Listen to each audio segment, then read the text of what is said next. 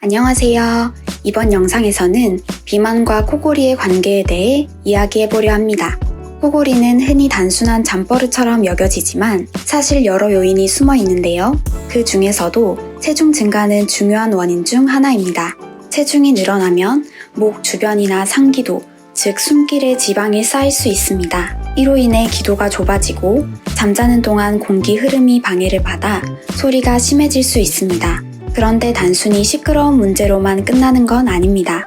코골이는 숙면을 방해하고 아침에 머리가 무겁거나 낮에 쉽게 피곤함을 느끼기도 합니다.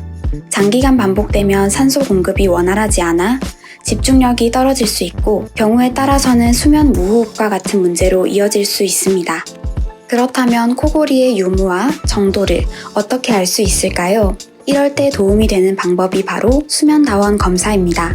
이렇게 객관적인 자료를 통해 원인을 파악하면 체중 관리나 생활습관 조절 방향을 더 구체적으로 잡는 데 유용합니다. 코골이를 줄이는 데 도움이 되는 생활습관도 몇 가지 있습니다.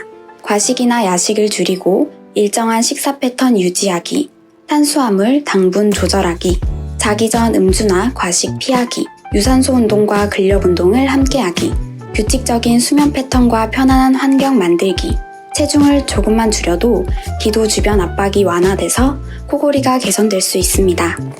물론 생활습관 개선만으로는 쉽지 않은 분들도 있습니다. 이럴 땐 GLP-1 계열 주사인 위고비 같은 관리 방법이 도움이 될 수 있습니다. 다만 모든 분들에게 맞는 건 아니기 때문에 꼭 상담을 통해 개인 건강 상태에 맞는 방법을 선택하는 게 중요합니다. 코골이는 단순히 시끄러운 걸로 끝나는 게 아닙니다. 수면 건강, 그리고 전반적인 컨디션에도 영향을 줄 수 있습니다.